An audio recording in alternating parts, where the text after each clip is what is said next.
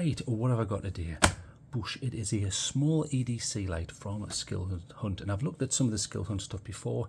Quite impressed. I used to use a lot one of the HO3s. I know there's a new model out, but one of the HO3s from Skilhunt, which was a lovely micro lens TIR slimline 18650 headlamp. I was a bit dubious on the overall output. It never seemed to reach what they were claiming. But that was just to my eye. I have no way of testing that.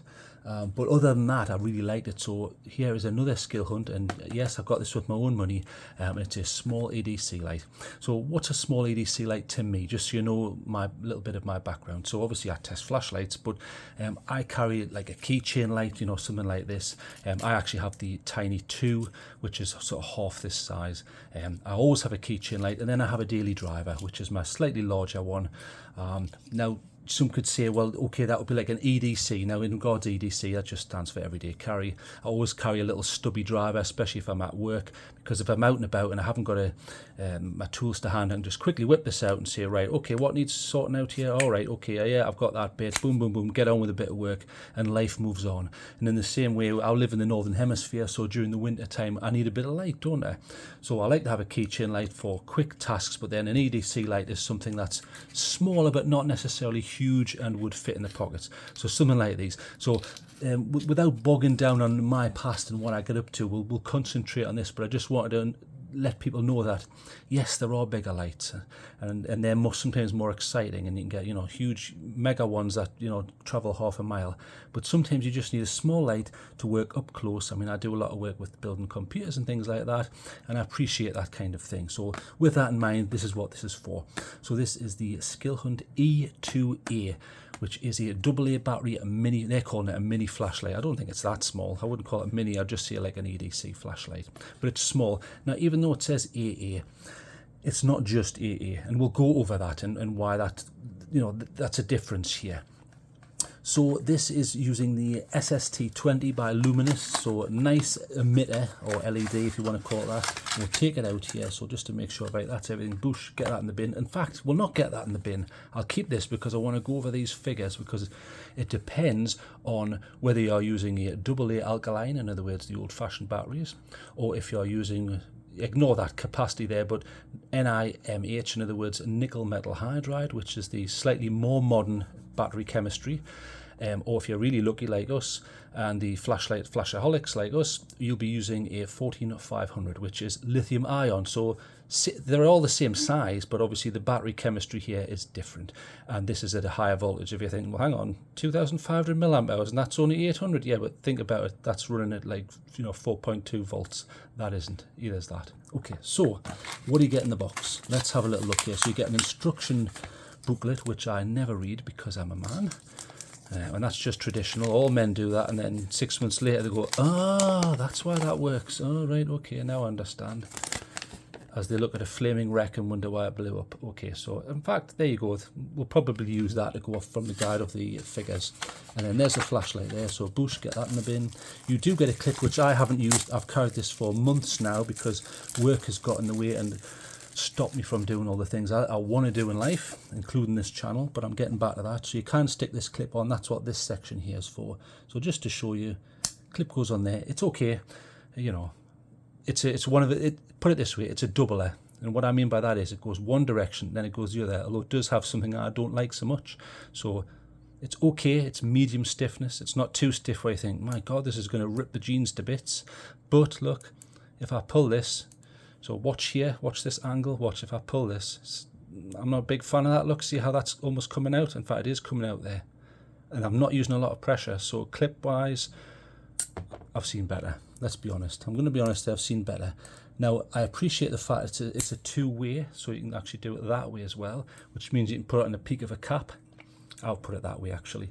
So I put that on the peak of a cap. If you imagine this is the peak of the cap and your head's down here. So you could put it on that way as a makeshift headlamp, but it's got one of those irritating little things, and I'll show you. So can you see, imagine the top of your pocket is going to come in here, and it's got one of these irritating little things here. I hate them because all it does is it just gets stuck in there, and then you've got to like pull this, lift it a bit to get it to go all the way. It's nearly deep carry. It's certainly got hardly any prominence there. Once it's up to there, you're only going to get that much sticking out, look. So very small amount. So okay, it's decent. It's not going to be, I mean, I always just use like a 2-knuckle effect. So if I go into the pocket and I just pull like that. But like I say, I have not used a clip on this because it's so small, I don't need a clip. This would just go straight into my pockets no matter what I'm wearing, shorts, jeans, dress pants, doesn't matter.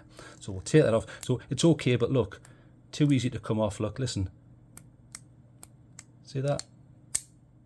It's not destroying the paint or anything, but the paint has been decent on this. Well, anodization, I'll call it. That's the proper name. So the coating has been decent. So let's get shot of that. Boosh. Okay, so let's talk about the actual light itself. So Skilhunt E2A. Now, bear in mind, this does come in at slightly different flavors, and I'll tell you the one I've got. So it's using the Luminous SST20, which is a nice sort of emitter, which is down there behind those that TIR micro lensed effect there. Pretty decent. Now, bear in mind, when you order this, you need to check which emitter that you're going to get, because you get different outputs and it'll look slightly different.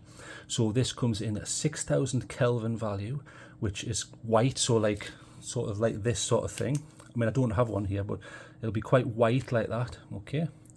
And that tops out at 600 lumens, so on the box it says maximum 600 lumens. What they mean is, if you were to go for the cool white, which it says here, I didn't, I went for the high CRI. Cool white, you get 600 lumens, or around there anyway, but it'll be white light like that. And you don't get a very high CRI, which I'll go over later in the review and tell you what figures I got on this, which were very high and extremely good. You're probably going to get, I would suggest, around 70% CRI, and CRI stands for Color Rendering Index. In other words, natural light. You know, daylight is 100% and it looks nice, it renders all colors. Unfortunately, as you go lower on there, so 70, you're going to get an okay appearance, and as it gets lower, it becomes unnatural looking and you get color cast and you miss out on the full gamut of colors, and it tends to look worse. On this, it's very high with the emitter that I got though. You can also get a neutral white, which is 5000 Kelvin in value, and I think the top value for that is 550 lumens, so only a 50 lumen drop to go from the 6000K white to the neutral white. I quite like a neutral because it's more like natural light to me. It's not too harsh, as a cool light can sometimes be, even though it's slightly brighter looking. However, on this one I went for the 4000 Kelvin value, which is the high CRI. It's only 400 lumens, so you think, well, hang on, why on earth would you buy a light that can do 600 and get a 400 lumen version? What's the point of that? Well, the point of that is, if you do that and you choose to do that, you get a high CRI light. So rather than like the 70%-ish values, you get a warmer tint, which I'll show you. So you see how that's much warmer. Let's just compare them side by side. So this is the Skilhunt on the bottom here, and there's the cool white. See the stark difference there? That's warmer and slightly rosy. That isn't. Now, bear in mind, color rendering, you won't see the color rendering on this because I haven't done this in HDR, but there is a difference to my eye, and you'll see that in some of the shots. And obviously, I'm a little bit of a tint snob sometimes, but I realise not everybody is. But in this instance, very, very good. It's coming up with a CRI value of 95. So, you know, natural light is 100. This was, I think I got 96%, if I think off the top of my head. In fact, it was 96.1. In fact, I'll show you that. In fact, let's pull that up now, just so we can get that out of the way. So we'll pull this up here. So here's a little bit of testing I did. So the CRI, the color rendering index, I got on this emitter, which is the 4000K high CRI option, 400 lumens in total. The CRI was at 96%, so extremely high, really good and accurate as to what they're claiming. In regards to tint, so they're claiming 4000. It was brilliant. You know, it was slightly higher on my testing, but bear in mind my testing could have slight issues there. I'm not sitting in a lab here with a professor. I'm using rudimentary equipment. So the tint I got was 4269. It looks like a 4000 to me. It certainly doesn't look lower like a 3500 where it becomes super yellow like some sort of rally championship headlamps. Very good. So in regards flicker, just before we move on here, there is pulse width modulation going on here, but I didn't notice it. In fact, let's move my figures to the right hand side here. Here is some footage that I took on the left here. So I put it on the lowest mode, the medium mode and the high mode, because I noticed that the pulse width slightly changed depending on which mode I was doing there. On none of them, this is shot at 1000 frames a second. I could not see with the human eye or detect with my equipment any flickering. So don't worry about that. If you don't like flickering lights, I couldn't detect it. Okay, so get rid of that footage there. So anyway, so there is flickering, which is, you know, it's going on there, but it's to a level where I can't see it, and that's all that matters. And, you know, that's just the way it is. So let's get rid of those figures. Okay, so now this does come in two different sort of colours. I went for the grey. It does come in a black. I get sick of black. Everything's black these days, you know, black, black, black, black. Where's Jack Black? You know, it just gets ridiculous. So I thought I'll go for grey. Well, it's more of a gunmetal grey, you know, looks like an MP5 or something. But those are your two choices. You don't have all the snazzy colours that you get with Olight and companies like that. But this is a relatively cheap light. It's, you know, like 20 bucks with a cell, which is, you know, pretty decent. IPX8, in other words, ingress protection is, you know, 8 in regards waterproofing. So pretty good. You know, you can submerge that in water. So if you submerge that in water and the water isn't going to get in, as long as, you know, you've screwed that down properly. In that regards, I'll just show you. So it's pretty decent down here. No sort of gunk or anything. They haven't. I can't see a mass of silicone they've put on here or anything like that. But there will be a little bit of lubricant on there. They've got an O-ring there, which is fine, and I presume there are spare ones in here. Let's get this open and have a look. Yeah, like most manufacturers, they give you a couple of spares. So there's one, if I can get out of the damn bag, and two. So because it's a small light, obviously you're going to get small O-rings, but they seem pretty decent. They haven't got, you know, loads of muck on, and they haven't got a horrible little line on or anything. Decent, let's see. Yeah, they're quite stretchy. Decent, okay, fair enough. And you need those in case you shear one of them off. And it does come with a lanyard, but this small, I really don't think I'm going to be using a lanyard. But obviously, if you're working at height, there are certain rules sometimes where you have to use lanyard tools and things like that. It's an okay one. It is a double-walled, so you've got the core, and then you've got this stretchy bit on the outside, and it is branded, which is nice to see. Not all manufacturers do that, and it's quite soft.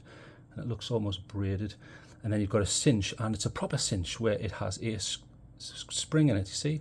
So you do that and cinch it the way you want and let go and adjust it. So decent. Some of them don't even have the spring in, so they've gone that extra mile. And then there's the connector, which you would put on, well, you would put through either there or there on the tail. So let's just check the strength here. I do always do the pull test until it hurts. Ow, right, that's now hurting. I don't hear anything and there's no snapping. Okay, that's fine. That's past my basic test. Obviously, you know, if a ninja grabs it off you, you know, results may vary, as they say. Get that out of the way. Okay, so in regards dropping this and all that good stuff, it comes with a 1 meter drop rate, which is pretty decent. I would have preferred to have seen 1.5 at least, but it's a $20 light. So, you know, come on, you can't have everything. If you want that sort of thing, go for a Army Tech or an Olight. But, you know, I'm not going to knock them down for that. It's a relatively cheap light. So this does come with a TIR. TIR just stands for Total Internal Refraction. Now the difference there is on a traditional flashlight, if I can find it, I did have one. There's on a traditional flashlight you would have a reflector like this. So you've got the LED down the bottom there, and you have this reflector. Now that's great, and it reflects it out and gives you a bit of distance. So there's the light sort of being reflected there, and then there's your spill. That's your hot spot there. Now that's okay when you pull back. So you pull back there. So that's quite diffuse. That you could work with that, no problem. However, if you're up close doing something, it can become a tiny bit irritating. You know, on higher levels, it can obscure detail. This one isn't, because it's not a high output. Especially at the lower outputs, you don't need to worry so much about hotspot and spill and obscuring detail and things like that. But a TIR is generally better. So in that regard, here's a TIR. This just happens to be a dual TIR setup from Nightcore here. So if I turn this on, I'm just going to turn this on full. Even though that's on full, can you see the hotspots there? I can just see them with the human eye, but it's hard. And look, the light's just here. I'm not pulling it way back and trying to cheat or anything. Look, it's just there. There it is there, you see? You can't really see them because that is spreading the light nicely. So you're not going to get distance, but up close it looks more pleasant. In this regard, they have done a TIR. However, here's the thing. When I first looked at this, I thought, oh, this is like micro lensed, where it's TIR, so it's a lump of plastic basically. And then it sort of uses all these tiny little lenses to end up with, once you've pulled back anyway, a nice diffuse glow. Now the problem is that I've noticed artifacts. I don't know whether it's because of this on the bezel, or the way that this has been designed, and I'll show you. In fact, top left, I'll put up some footage there and I'll show you in live time on the right here. So let's put this all the way down. So I'm going to rotate this. Can you see all of that? Actually, I don't know if that's just the bezel or the TIR doing that, because I'm seeing these lines from the extremity all the way up here, and either this seems to have, see, I think this is the TIR. I think the way they've done this, if I do it like that, it might be there. Can you see? Hang on, if I do this, and you can see from the footage, especially here, see all of this? You can see all these micro lenses. It's not diffuse enough. I would have preferred this to have been way more diffuse, and I realise this is relatively close, but even when that's relatively close, I'm not getting the same effect. I'm not so sure about how they've done this, and I realise there's going to be people watching this saying, what is he rabbiting on about? It's a $20 light, who cares, just pull it back a bit. Yes, I completely get that and I understand that. However, people, and myself included, don't necessarily want to see that, especially up close, because it can be a little irritating, especially up there. You see that little artifact there. So that was the one thing I didn't like. I think that they maybe need to rethink the TIR here. I think they could do that better. That's just my opinion, and it works as a cheap light, but I think they could improve it slightly. Just change that design of that plastic there. But that's just my opinion. Anyway, moving on, this will run on an AA cell, in other words, the old alkaline, so it has AA fallback, but it will also predominantly run on the 14500. And in that regards, I went for the one with a cell, so they send you one with a cell. And yes, I have checked this with a nickel metal hydride, 1.2 volts, I think they were the Anyloop Pros, and I checked it with a Duracell AA. So size-wise, it's AA, but just bear in mind, obviously, this can go up to max continuous 2 amps here, so you can produce quite a lot from this cell. But chemistry-wise, it's a lithium-ion, so 3.6 volts there, BL-108 must be the model number if you want to buy this separately, I presume, from them. So for high drain devices, built-in circuit board to protect overcharging, over discharge, over current. I presume that's slightly at the top here. They generally are. And it just says there a 14500 lithium-ion battery, which allows you to produce a lot more lumens. So you're not going to get the same amount of lumens if you stick a AA in here. So just be aware of that, and I'll go over that now. So if we bring up the instructions that I never read, but on this one occasion I will have a look at this. Okay, so what have we got here? So as you can see here, so we'll concentrate on the alkaline, old-fashioned AA batteries. So on high, 200, but then obviously after 60 seconds it's going to step down to 120. That's on high. Medium, 40. Low, which is the lowest, because you've only got 3 settings there, 5 lumens. Then if you were to put a nickel metal hydride in, same, because they're outputting the same voltage and what have you. Just capacity can sometimes be higher on some of these.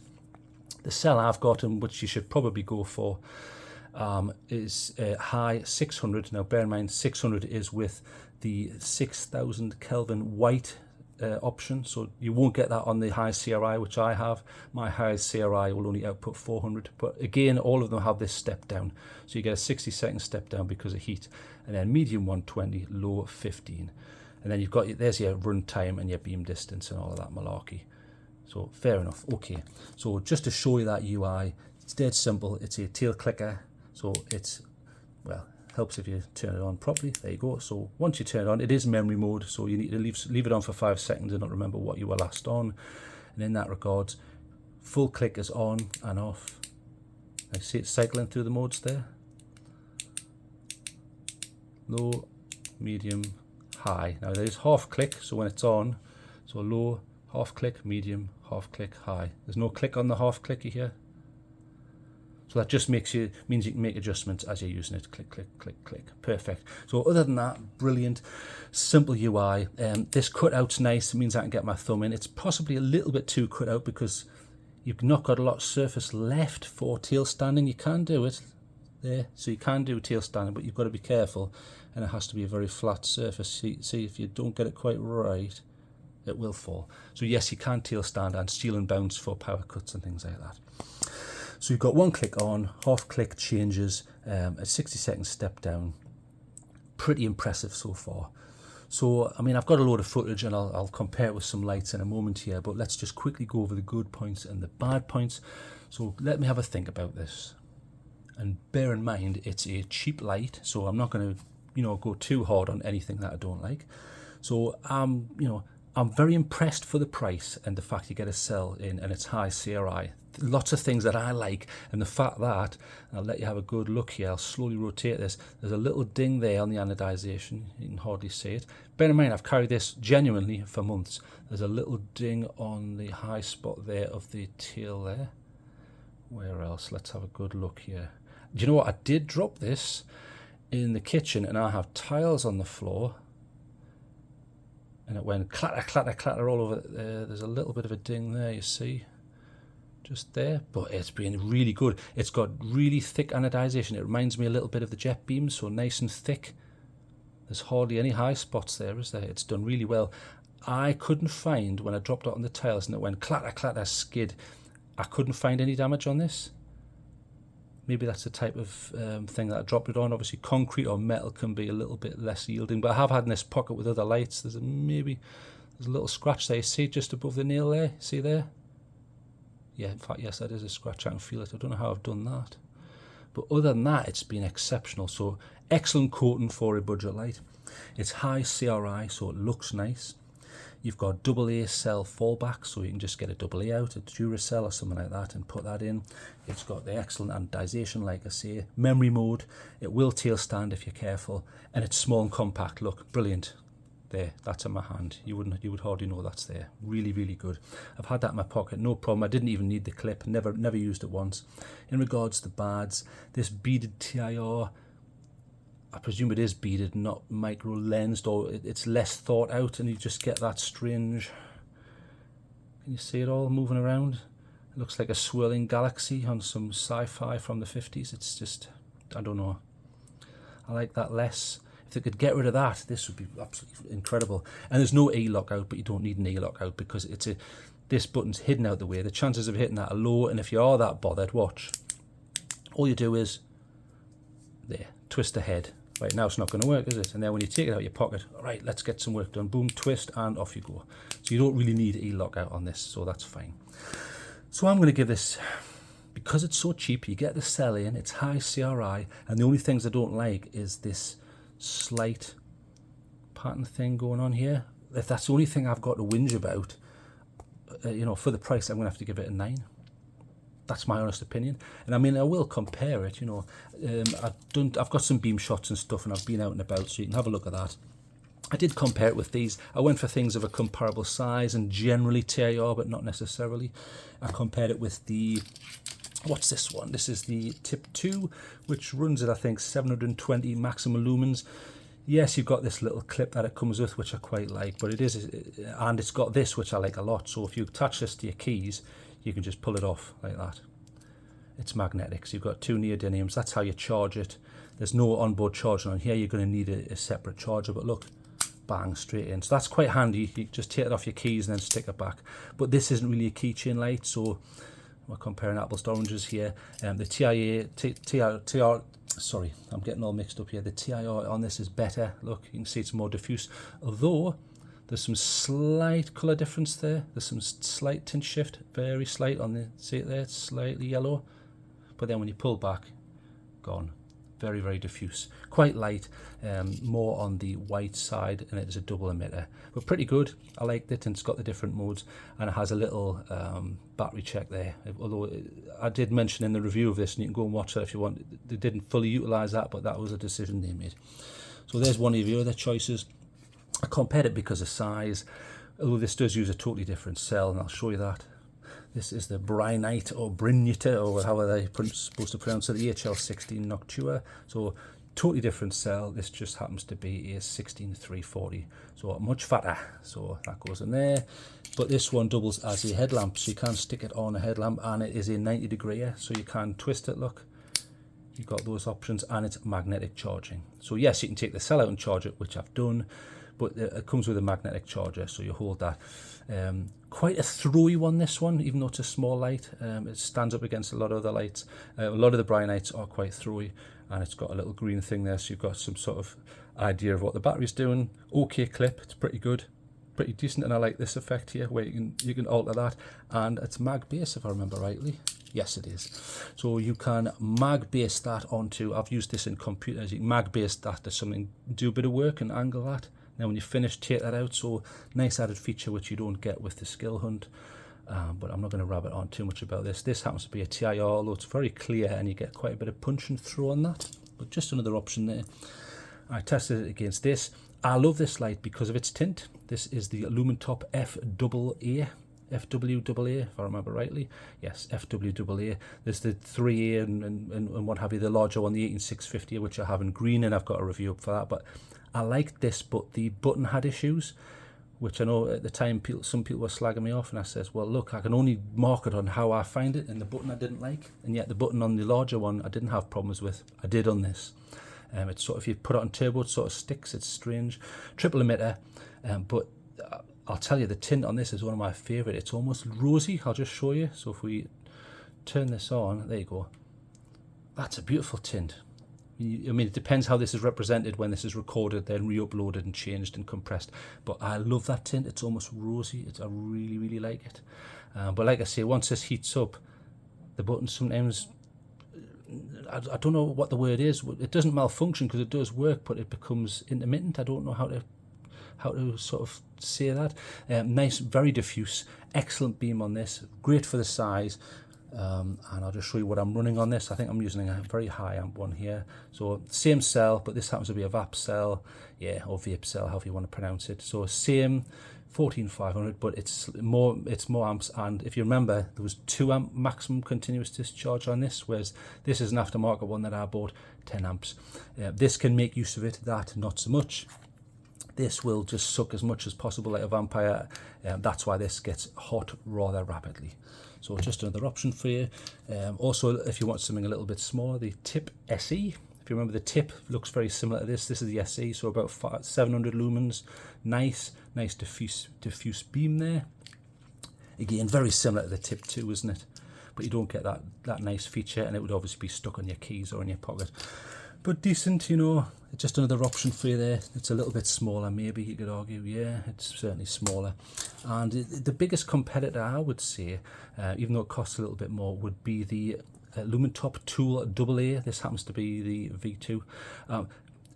Very similar lights. I'll take this off because this is making it look totally different here. But I would say they're quite similar, aren't they? Totally different design on the clip. I've never really thought much of that clip, but it's so small that I would just put it in a pocket anyway. Very similar tails look. See that? And the tails are very similar. Obviously the knurling's different, but then the differences come in that the Lumentop here on the right is a smooth reflector. You see that? And it's cool white, as you can see there. And this is a TIR. I mean, in regards to output, I should cover that just quickly. So you've got 720 on this. I'm doing this off the top of my head. I think that's about 520 off the top of my head. What is that one? I'm not sure. So the Tip SE is 700. And this one is something like 600, 650. And this one I'll do 1400. So you're getting much more. If you were to go for the Tool AA just it donates the size. It's using a similar cell here. So if you were to go for this, bear in mind that you can get more lumens. So this is 400, but this is something like 600, 650. So more lumens, worse clip, but the clip, let's be honest, the clip on this wasn't amazing anyway. And one of the things I quite like is it comes with this diffuse thing here. So you can put that on the top there, and then what you do is if you run the light then, that's quite good, isn't it? So you've got, now, because the one complaint I do have about this is it's a smooth reflector, and up close it can be a little irritating.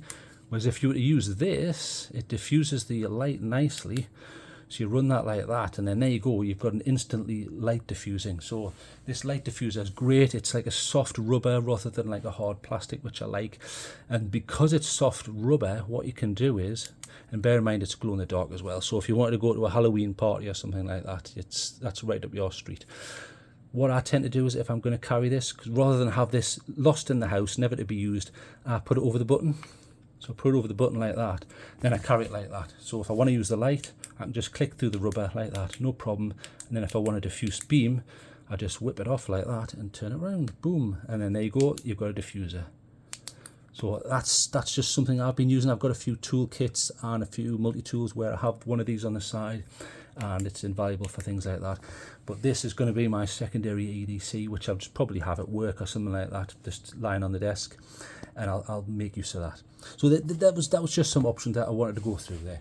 So let's have a final thought on this. So final thought, I would say 9 out of 10. The only thing I don't like is the TIR setup. I love the tint. I love the options. Not all flashlights give you an option, especially at this price bracket. It's very cheap. There's not a lot I can complain about. Yes, it's certainly EDC. You've got all these options. You can fall back to a AA. If you've got the standard nickel metal hydrides, you're good to go. No problems. It's light and it works. So I've got no problems with it. So let's call this 9 out of 10. Very impressive. I'll show you some beam shots now, some side-by-sides. But well done, Skilhunt. Good job. Right, I'm off.